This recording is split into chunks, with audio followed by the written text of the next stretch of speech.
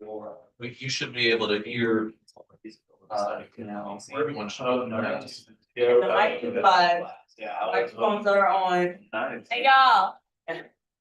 Microphones are on. Okay, am I ready? But, Give me half a second. Okay. Keep talking, I want to make sure. Oh, Yeah, okay, we're good to go. All right, good. Good morning. No forum, but you're good, there's no voting. Yeah, we're not voting on anything today. Good morning, I'm Stuart Weinberg, Vice Chair of this committee, and it's my pleasure to bring this meeting to order and with the support of our mayor, who will be on later. As we start, we'd like to take a moment and honor the legacy of South Carolina native Reverend Jesse Jackson, who was a champion for civil rights and a founder of the environmental justice movement. The passing of South Carolina's Reverend Jesse Jackson is a profound loss. A lifelong champion of the marginalized, he was a pivotal force in framing environmental justice as a continuation of the civil rights struggle.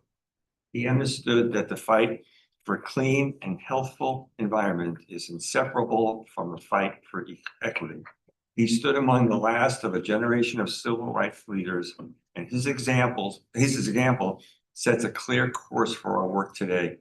Durable change happens when we listen to those living with the consequences of policy and build coalitions strong enough to demand accountability. We honor his memory by continuing that work. And in that vein, let's have a moment of silence, not only for the Reverend Jesse Jackson, but all those other things that are important to us in our lives.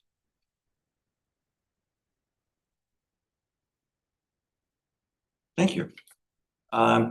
We have a new member elect here, Jacob Gamble, who is going to be representing the Chamber of Commerce. Welcome. Thanks, sir. Happy to be here. Okay, we'll let everybody else introduce themselves. Hey, Danny Cass is Dominion Energy. Rick DeVoe, former South Carolina City Grant Director, retired, and some work for NOAA. Jane Von Collins, former Sustainability Manager at MUSC, retired. Thank you. All right, turn it over to Mika. we have, on the screen, we have two. You want to come off mute if you can, Kendra? Oh, hi, Kendra. Hey, sure. Thanks, Kendra Stewart, current College of Charleston faculty member and director of the Riley Center. And Kristen. Hi, good morning. Kristen Meek with the Berkeley Charleston Dorchester Council of Governments and serving as proxy today for Catherine Basha. Thank you. Welcome, both of you. So we have 1, 2, 3, 4. We have 7. So we actually have a quorum. Yep. Okay. Wow. Let's hold on something. We will in a few minutes. Get some things done. We will. Okay. Turn it over to Mika, please. Okay, cool. Well, good morning, everyone. I'm Mika Gadsden, Director of Sustainability. And I'd like to start off with the sustainability update. And we're gonna update folks on the Relief Tree Planting Initiative. As discussed in previous meetings, Mayor Cogswell has urged or has prioritized rather more investment in our tree canopy cover throughout all of Charleston. And so I'd like to give folks some updates here, and you'll see from the photographs for those who are viewing at home or also here in person, you see our urban forestry team led by Clark DeSantis. They've done an exceptional job. So the work is underway. We did our first batch of trees, or rather we planted our first batch of trees along the Ashley Town Center Drive location. So here we have a map here created.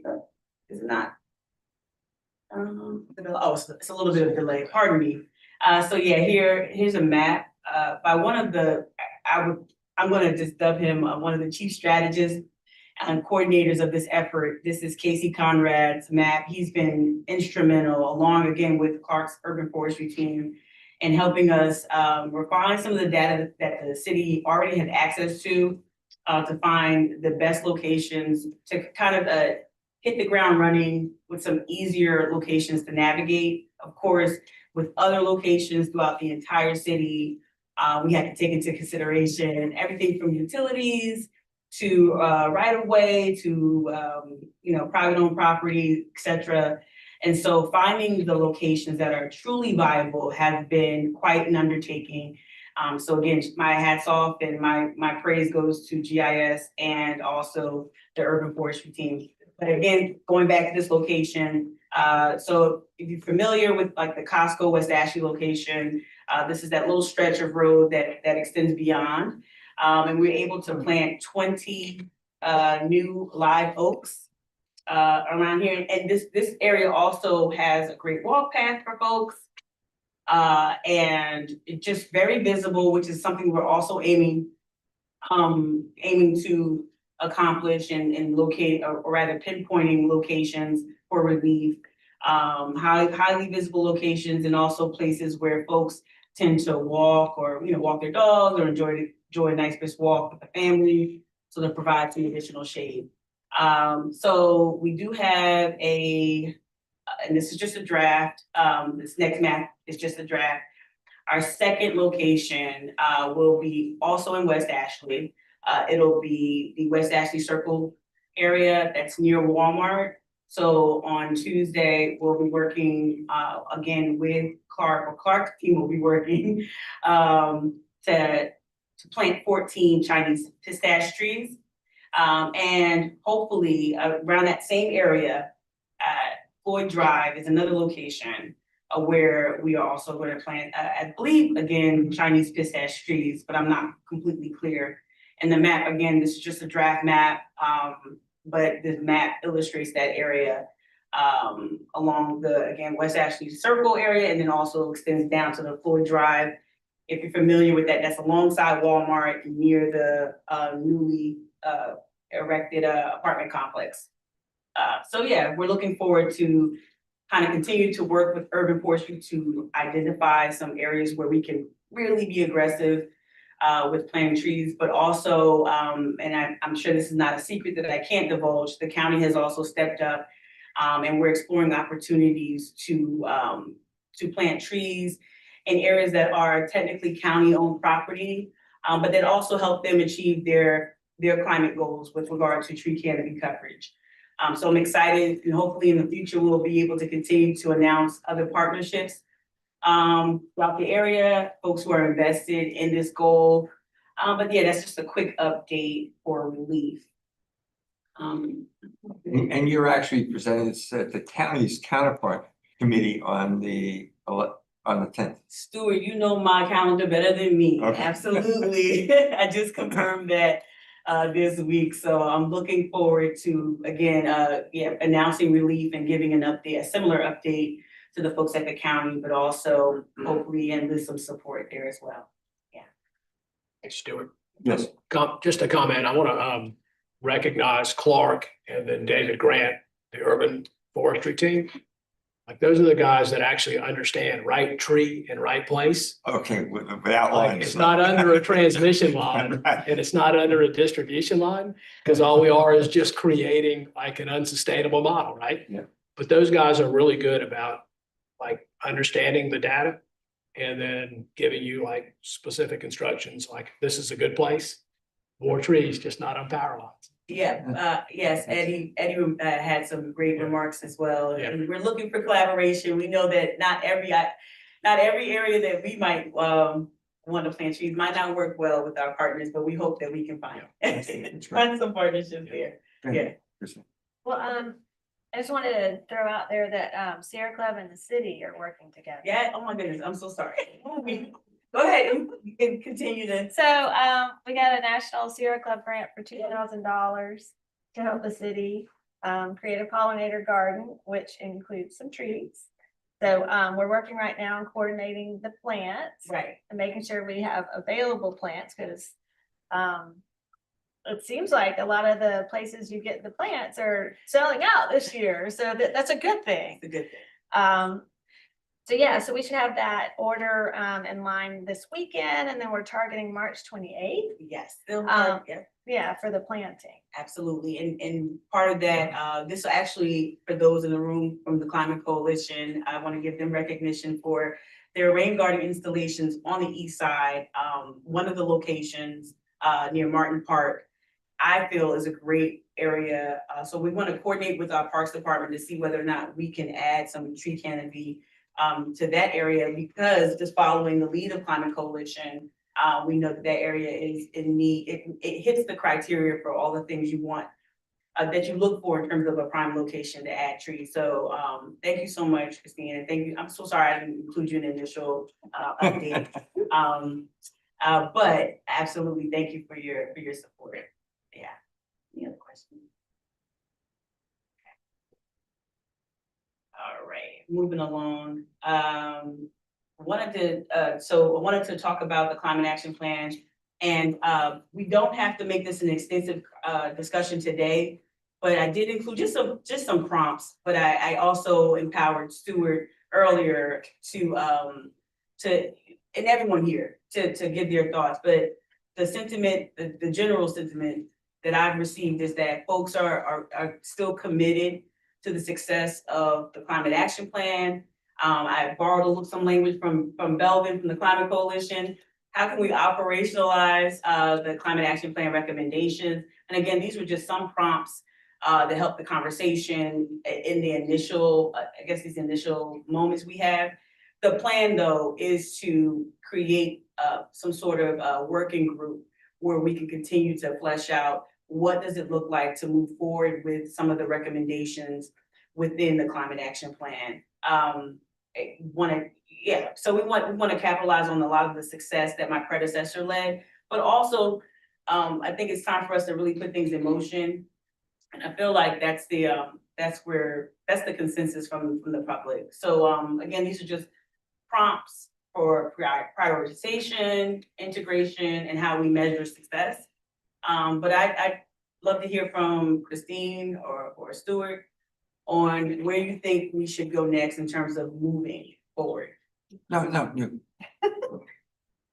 Well, I'm very supportive of this, and I'm really glad to see these questions. That's great. And I'm right here willing to help you and work for the city to get this done. Gotcha. I thought, in talking to Mika, that we would create a working group of maybe 4 of us that would meet between now and before our next meeting, and actually come up with priorities for the entire climate action plan, and then submit those to the mayor and get some feedback from the mayor before our next meeting. So would that work so I need some volunteers. I need 3 volunteers. Well, actually, I need to start with first with that. All right, so I have Christine. Since you'll be a former member of all right, Jacob. And you can call me every day. Yeah, I know. Any I actually, we can go to 5, Danny, and how about if I take a member from the public and have Billman? All right, okay. I think that was voluntold. Yeah. I'm only, Good deal. I'm trying to keep it small, all right, workable. And we'll come up with a date, and I'll send something out via emails to everybody, and then we can use your office. Absolutely. Okay, Come to great. 50 Broad anytime. Okay, sounds good. Thank you. It'd be great to have this administration and the new city council leaders put their stamp on it. Absolutely. Do you know that if any of the new council people have been appointed to this meeting? No, and so in terms of, Jacob is actually an example of a, change or growth in the membership. Right. So we're hoping, I have to sift through some other recommendations that I think Katie sent before she left. But also I have to get the mayor's input as to some other appointments. But I'd love to, to engage with any of the new council members or any council member who wants to serve. But definitely, that's already been discussed a little bit. Okay. I'll keep you updated on that. Yeah. So Yeah, we're formalizing that. It's on the agenda, not this upcoming council meeting, but probably within the next 60 days.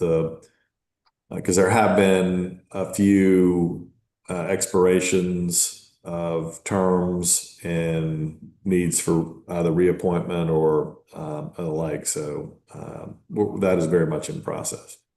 Thank you. Great. Okay, moving along. Thank you, Mayor Coxwell.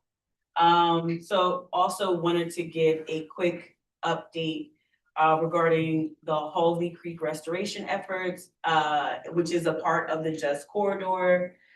This is something, this is an effort led by Joshua Robinson and Robinson Design Engineers. And literally just showing you a couple of slides from one of the presentations he shared with me and also Kaylin Resilience.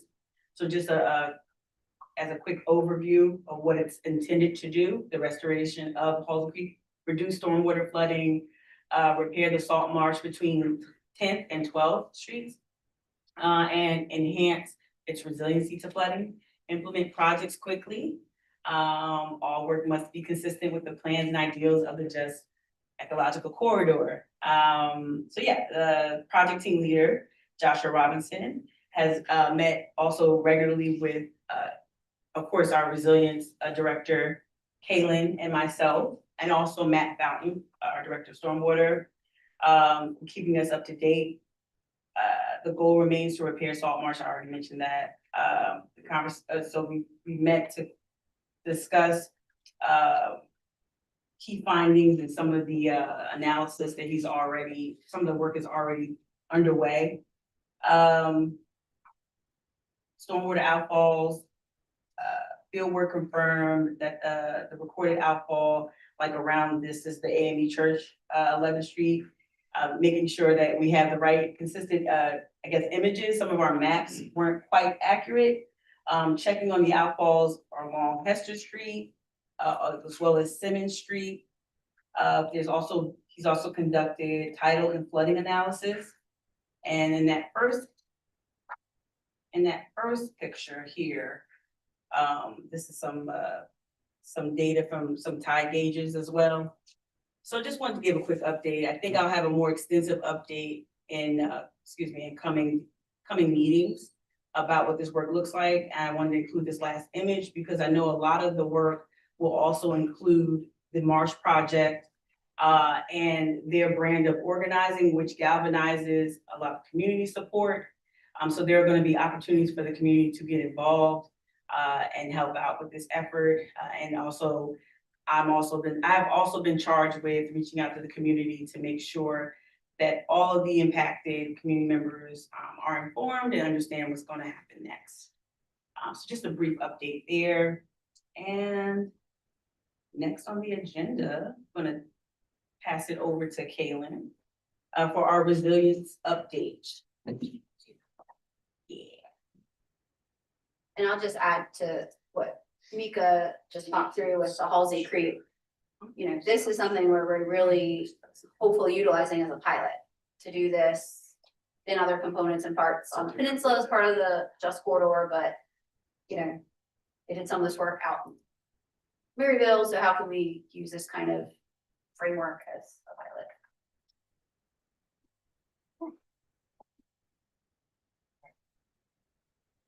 pilot? Good morning, everybody. Everybody knows me by now, but Kaylin Gazelle, I'm the Director of Resilience here at the city. And as I was thinking of the many updates I can share with you today, which there are many, I really wanted to actually focus on a really big priority that I've been working with my counterparts across the region is this idea of regional resilience and to inform you all of how some steps we've taken and steps we're going to make this a reality.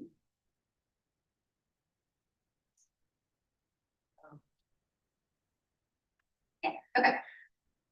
So regional resilience, you know, this is really our pathway to local government coordination and a shared understanding of resilience here, not just by jurisdictional boundaries, but obviously as a county, but even broader than that in our tri-county area. A little bit of a background of how we've got to where we are at today. You know, we've been having conversations informally at the city with our counterparts at the county and some other municipalities, even if there aren't folks that hold resilience or sustainability in their title, there are folks at each jurisdiction in different scale inherently doing this work, right? Whether it's in their planning department or something of that nature. So we've started this informal group, and obviously more broadly, Reality Check 2.0 that the COG hosted, did a lot of good workshopping and building off principles for growth that obviously inherently baked in resiliency. That was held last year. The COG also last year held a regional resilience forum. As you can see this picture here, Mayor Cogswell, back in the fall, the county hosted a resilience and sustainability symposium, which was really this culmination of efforts of this informal work group we had planning to culminate in this big gathering of all these folks, and not just, practitioners in the government doing this work, but our community partners too, which so many of you here today are. So really kicked off this conversation in the fall. We had a whole day of presentations and knowledge exchange, and then we obviously had some key leadership, including our mayor, speaking on all of this and how we work together to achieve these goals. So following that. And the mayor challenging the mayor of North Charleston. Okay, Stuart can call that out, but so since this happened in November, this image here and this gathering, the county really, what they started and directed to folks that attended to really bring this more to reality. They took an audit of all these initiatives that have some touch of resilience sustainability across the region, and found there's over 350 plus and growing initiatives that we can, I always like to say, you can embed resilience and sustainability in anything. And I think that's what we found, was all these things can relate to each other. And, this is 75 plus prospective members of what we're building to were surveyed. So a lot of folks doing this work.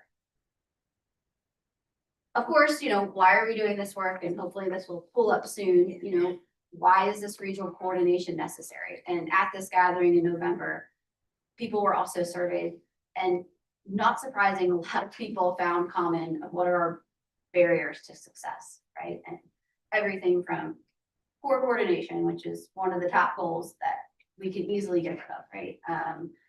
Obviously, some things we have to collaborate together and advocate together for some of these regulatory standards and advocacy we want to do. There's community engagement challenges. People get fatigued because we as the city could be going into one community and talking about the same thing. And then the county comes and talks about the same thing. And folks are like, why are you talking to me multiple times?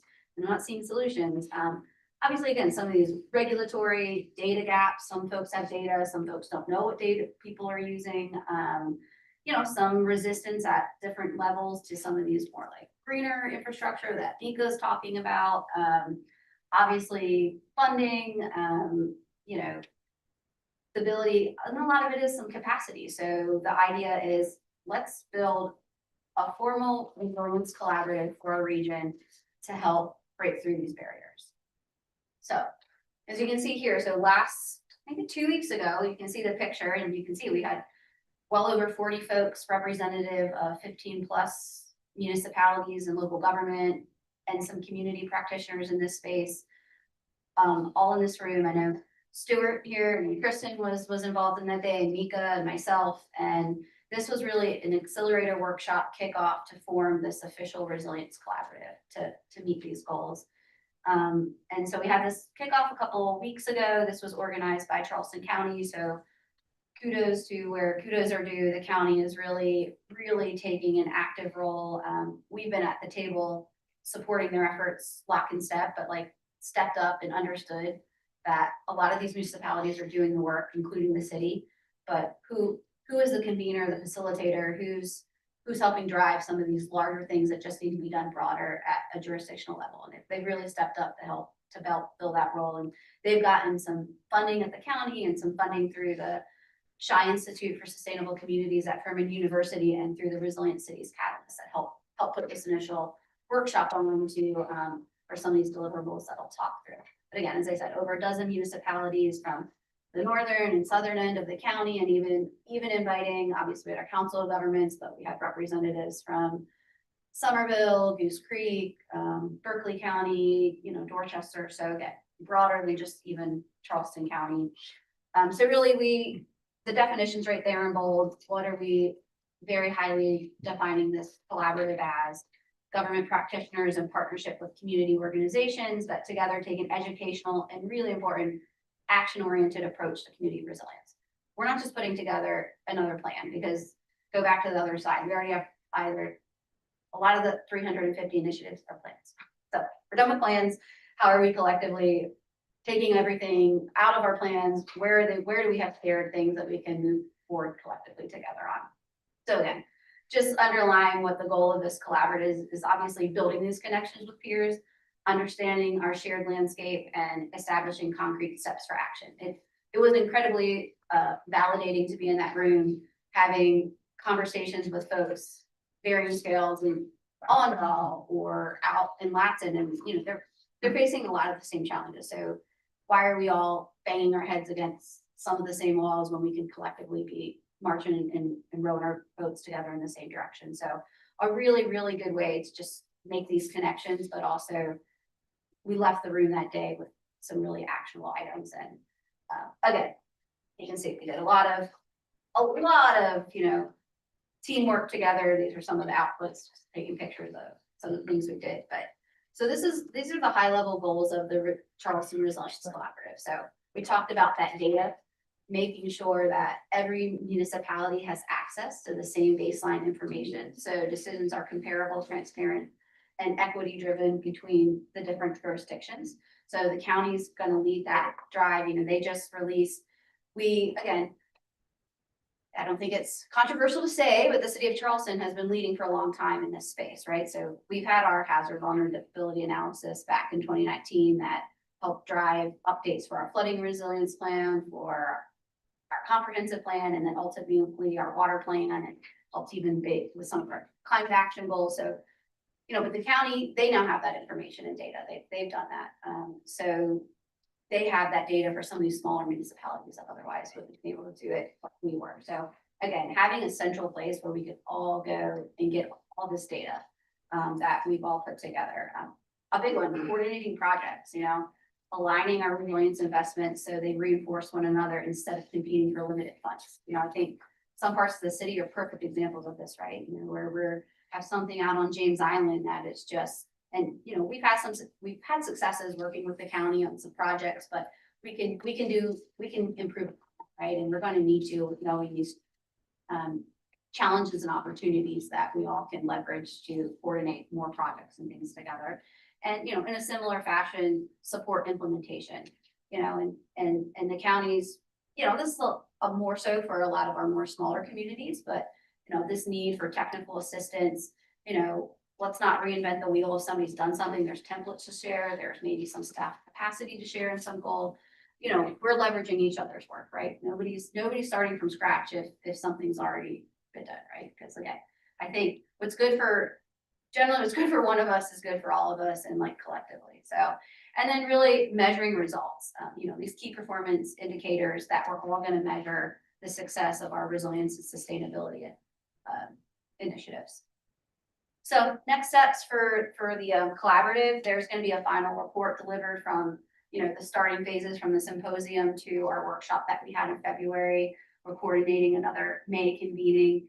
We've also, in our informal group, kind of our organizing group, we've talked with other communities across the country that have set these up, down in Florida, some folks out on the West Coast and Mid-Atlantic area, and have gotten some knowledge exchange of how best they set this up. But so we'll convene again in May. We'll kind of go through our findings from the workshop. We'll determine strategies for implementation, dive a little deeper into the data from the county's plan. And really, I will say that county's hazard vulnerability analysis, they are really standing that up as their roadmap for resilience. That is essentially their resilience plan. And then obviously our action is we're gonna, get consensus through shared frameworks and develop guidance on those kind of measures and matrix. And our goal is to have, building off of the data from the vulnerability analysis and the findings from Reality 2.0. So we're, going to hopefully have through the summertime and by fall, these metrics in place. And then throughout this, again, this is another big thing we talked about, that community fatigue is engaging and educating the public through shared workshops and multiple groups. So we all know what each other's doing, right? And if you're already going to be here and talking about this, how can we leverage that, right? So I think, in this, we're calling it the Resilience Collaborative, but there's certainly sustainability components too. And I think, county now has their climate action plan. a lot of these shared goals can, so I think that might be a good direction with the working group is to see where we can overlap with some of the county's goals and COG just, is finishing up a grant that they got for some climate action planning. So again, really, really good, good dialogue in the room. A lot of folks ready to, prop this up as this formal kind of government body and structure, this collaborative to do this work. So that is my end on the update and talking about where we're at with regional resilience planning and really next steps to action. I welcome Stuart or Kristen if they want to provide any, or Mika, any feedback they had from the time we all spent together with our colleagues a few weeks back and next steps on that. Kristen, do you want to add anything?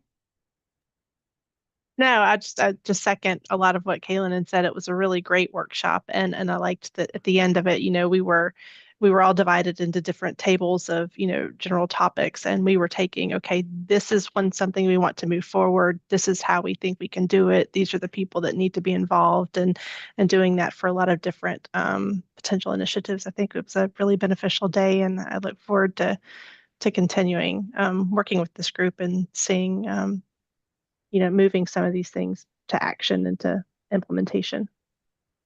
Thank you, Mika. I'll just add just a couple of things. One, I think here in the city, Mayor, we have to pat ourselves on the back.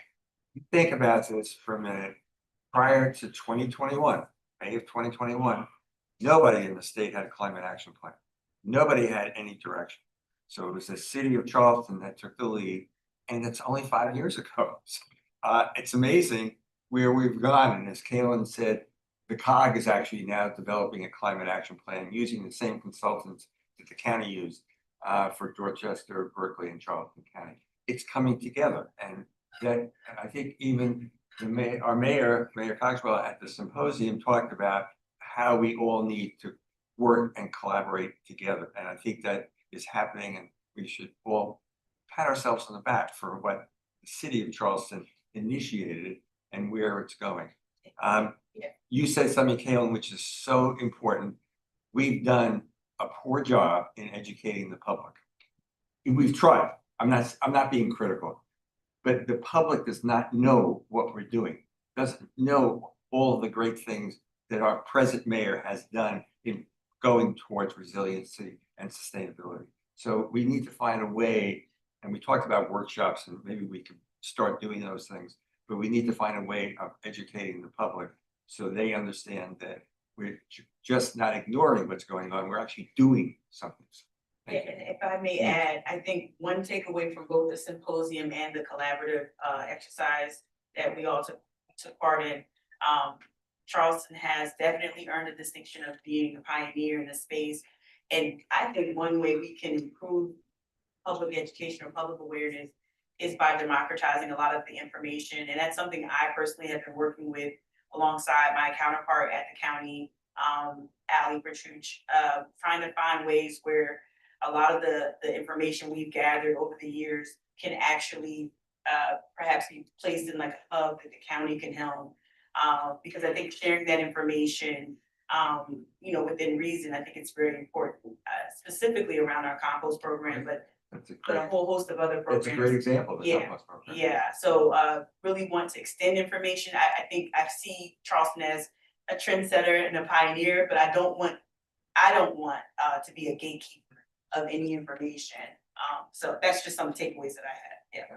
Yeah, and I think that's a great point, Mika, is, the intentions of the county is they would be this clearinghouse, data keeper for this information we're talking about. What example, as Mika said, the compost program, which started with 2 sites here in Charleston. Sure. The city, I think 23, 24 right now, and the people in the county are now taking that over, That's right. which they should, because it's such a large program. Right, yes, with huge regional partners and growing every month, it seems. So it only makes sense for the county to hold a lot of that information and extend that to the broader public. But we'll always, champion what we're doing here. But we definitely want to be a little more better partners. Yeah. You just alluded to something which is so important. Even 5, 6 years ago, everybody was doing their own thing and nobody was sharing, because everybody wanted the credit for doing their own thing. The fact that everyone's sharing now and Yes. everyone is so open about it is so neat, really. Thank you. Yes. So what you said, Mika, about democratizing the information, I think that's really important. I want to see the data that they're collecting and centralizing available to the public.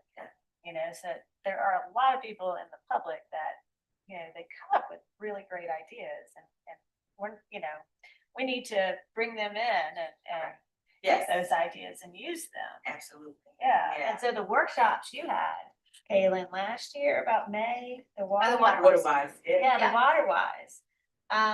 Going into the last hurricane season, it would be great to see something like that again. I know that was a lot of We work. have a plan, I can. Yeah. Excellent, Excellent. yeah. But again, I think that's a perfect example, Christine, where like a water wise, right? Like we had the big kickoff events last year, but I want to leverage where WaterWise can show up. If, whether it's a community partner or a community foundation is doing something already within the community, you don't necessarily have to just host up a city event, right? Like what we heard and talking with other people in other jurisdictions, it's like, well, if you have a shared need to be out speaking to this community about something, and we do too with WaterWise or sustainability initiative, like let's leverage each other, because again, the community, they want, and I think one of the biggest takeaways that I've heard from WaterWise is people were really, really positive about seeing all of these players in the room, like all these pieces of the puzzle, right? Because we all are a piece of that puzzle. So the WaterWise strategy this year is maybe it's going to be a little more targeted. Maybe a little more smaller scale, but a little more targeted, particularly in some of these areas where the data tells us we need to be going there to talk about some of these projects and ideas that we're trying to bring into action. So yeah, that was a big thing we talked about at both the symposium and accelerator workshop the other week. So. Mr. Chairman. Okay. Deja vu for me. We had my experience with the Sea Grant Consortium got us involved in resilience back in 1995. We started doing resilience work. And it was just to try to understand what was going on through research, working with universities and scientists. I have lots of thoughts that go through my mind, and they may not be completely coalesced in a clear way, but I'm going to say a few things. I think one group that you had mentioned in terms of the collaborative is the university community, and I know that a lot of the data that the municipalities collect are GIS based kinds of data, where people live, where the structures are, where the water is, that sort of thing, and the models that go behind that. But the models that are being used are being generated by folks who are in the creative business of doing that, right? And I think we have some representatives on this committee that are university-based individuals. You were one of those. We have some others, but I think that if there were a way to tie in the folks that are doing resilience work from our institutions in South Carolina, and there's a lot of work going on that could be helpful potentially. That's not all helpful necessarily, but I think another network that will help with the public outreach are the extension programs through Clemson University, through South Carolina State University, and through the South Carolina Sea Grant Consortium. And these folks may be already engaged. I don't know. I don't have that, but they have resilience programs. There's a program called Eden, which is the Extension Disaster Education Network. It's nationwide, but they're very active in South Carolina. And then the Sea Grant Extension Program has some resilience efforts as well. And there's others, but these people are trained to work with communities. You are trained to work with communities, of course, too. I mean, you are them. So I might be babbling a little bit here, but I see so many opportunities here to get to where you want to go quicker than maybe you're getting. And I know it takes a long time, it's making sausage. And so there's a lot of pieces and a lot of parts that have to be dealt with. And I think I really applaud I've worked for Sea Grant for 40 years. I worked in South Carolina and Charleston for 40 years. Did this kind of work. I really applaud all the municipalities for agreeing to sit at the table and to lay down their own agendas and to think about the bigger picture. It's a really exciting Yeah, thank you. opportunity. Yeah, we're excited, and thank you for bringing attention to the universities. I think I grouped them in with our community partners. Oh, okay. So to start, we were hosted at the Citadel, so Okay, Dr. good. Curtis and his Dr. Center for Curtis New and his Climate was group, okay, there. you got it. That's why we were there. Obviously, Furman University was propping up some Yeah, funding and organization with this out in Greenville through their Shine Institute, but they have College of Charleston. Ashley Bates is amazing. She's Charleston based. College of Charleston, Leah Kendra, I mean, just from projects, we Right. work with those teams, and That's good. Sea Grant was at the accelerator. We worked with them on some of our initiatives, and maybe that's good intake, because maybe next, when I come back to y'all, I'll highlight some of that. And we're working with the college now. I think I gave y'all an update last year that we were kicking off this groundwater monitoring with their team. Uh-huh, They're gonna have some developments, and they're working with us and the community up in Rosemont. So there's a lot we are doing, and they were at the table, so thank you for bringing that. I'm sorry to let you apply their warrants. I'd say too, No, you know, and obviously this is our regional, but we have really great leadership from the state Office of Resilience. Yeah, They've gotten some funding from the state legislature to hire last year regional watershed coordinators. nice. And they've been going around, and they're doing some of these similar exercises of bringing all these folks in the room. What is everybody doing? How can we get some sort of Excellent. data clearinghouse inventory, talking about who we can engage with, doing different things. So, and I would speak in, and maybe we can speak on a little bit more, but Clemson Extension, I mean, they've been partnered with Rainproof and Rain Gardens, and I mean, Well, we're back. linking to the training. So, no, thank you very much for bringing that point, because No, I appreciate it. I admitted it, but I'm very We're on interested in how this committee can be helpful to what you're trying to do, because you have representatives of the various partners that, or not all of them, but certainly of the various partners that you are engaging in. If we can be helpful in some way through this committee with the city, or on behalf of the city, that would be good to know. Great. I'm And very much interested in being part of that. And I did invite Molly, who's with Ally, who's leading the charge, but she had a scheduling conflict today. So hopefully one of our future meetings, we can I'll help bring Molly back to give you all the more updates and stuff and progress. Can we be invited to any of these sessions? Well, which one?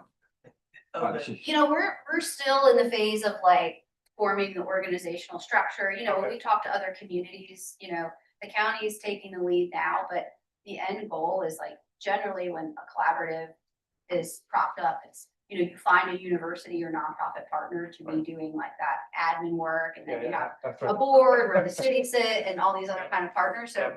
we're marching there, but you know, first phase we just decided was most immediate is like get everybody at the table, at least from a municipal, right? And invite some of our community partners that we know we probably look to help with prop this up down the road, Okay. but yes, so. And what you've done is you brought me up to speed, which is where I wanted Yeah. to go. So for Didn't have the history. this symposium in November was open to a greater number of people. Right. The collaborative was really open to those the people who are organization. already working for those. Yes. municipalities. Okay, yeah, very good. Thank you. Thank you very much. Really appreciate you. that. We'd like to turn our attention over to our leader, Mayor Coxwell. You're on. Thought my shares. Yeah, Mayor, all for you. All right, guys. Well, sorry I couldn't be there in person. Schedule just got a little backed up this morning, but I think a lot has been said this morning that I would just echo, and that is that kudos to you, the board. This was put in place. The action plan itself was put in place before I came into office by my predecessor, John Tecklenburg. So hats off to him for his vision, and hats off to you all as board members for seeing a lot of these initiatives come to life and sticking with it and expanding, because as you pointed out, Stuart, it's really impressive that we've been able to influence the county and other municipalities to make this be a group effort. And I'll say this, I mean, one of the things that that I'm probably most proud of being in local government is how strong the regional collaboration has been over the past several years. And nowhere is that more telling or critical, I would say, than the recent or the current transportation sales tax initiative, where historically there has been a lot of competition and kind of behind the scenes. I'm in my sandbox, you're in your sandbox, trying to get funds. But it's been, again, very rewarding to be able to work very openly with the county, very openly with the other mayors and their respective councils, to come together with a plan that, I'll admit is not perfect, but it's in the spirit of compromise. And I think it's landed in a place that would be very, very beneficial and if not critical for our region moving forward. So I do need to give that little bit of a plug for the sales tax and where things stand right now. If you are not familiar with kind of where things have landed, I would urge you as committee members to really learn about what is out to the public now for the next 3 weeks to comment on before it's finalized. But it has a lot of major initiatives that we absolutely need for the city of Charleston, including money for the battery extension, including resiliency measures in West Ashley on Johns Island, including a lot of money for Greenbelt funds, a lot of money for public transportation. So it's an exciting opportunity that we have as a region, and it's going to require everybody leaning in and pushing folks to get out and vote for it. So just wanted to stress kind of where we are in that process and urge everybody to engage, because now's the time. Very, very timely for this meeting, and excited for things to come. So those conclude my remarks. Again, just before I do, I have to give a shout out to obviously Mika and all the work that she's doing, particularly with Relief, which is something she will can attest to is near and dear to my heart, and I've taken a very personal interest in. Sometimes maybe to her chagrin, but and then Kaylin too, just for all of her work on the resiliency side of things. It's very impressive how we've been able to really move the ball forward, not just in studies and plans, but in actually getting things in the ground moving. So hats off to those two and all their work. And again, just one more shout out to this board and everything that you've done over the past 5 years. It's very impressive, and I'm happy to and glad and proud to be part of it. Thank you, Mayor. Time for any comments from any of the members of the committee? I will turn it over to any public comment. Just state your name and make your comment. Happily. Hello, everyone. Belvin Olasov, 428 Grace Streets, and director and co-founder of the Charleston Climate Coalition. And I just want to say how extraordinarily excited I am about the work being done here to continue the climate action plan. I was on the working committee's formation of this plan 5 years ago, and I saw firsthand how much spirit and energy and expertise was poured into it. And I think it's such a great grounding that today we're so well positioned to pursue. It was mentioned the work that the county is doing under Climate Action Plan, the COGS Climate Action Plan, and we have here a community of organizations that I've been speaking with that are really excited about the idea of diving back into this work. So I think we've never been better positioned to take really muscular, strong action on climate. And I wanted to just quote a little bit from the intro of the original document, because I think the ethos of it is really important and really stirring. Charleston is a special place with a demonstrated civic conscience. The effects of climate change on our community, more flooding, more extreme storms, more sea level rise, has intensified our city's civic mandate. And while Charleston represents only one small piece of this global crisis, we must do our part to preserve our health, our economy, and the natural world that supports us. With this in mind, Charleston has challenged itself with an unprecedented call to environmental action. A commitment today to make substantial change in our use of energy, leading to a cleaner, healthier, sustainable tomorrow. That's the Charleston that I really believe in, one with vision, one with conscience, and one with ecological sensibility. And I'm just very excited to offer the Charleston Climate Coalition's complete support in the continuation of this work, because like I said, a lot of folks stand ready to create some real key achievements. I think action is the name of the game. I think we can have some key programs that can influence the rest of the Southeast. I think that other cities can really look to us in leadership, not just in resilience, where we've been leading for a long time, but in reducing the impact of the city on the climate crisis. So thank you so much. Thank you. Anybody else? Okay. Good.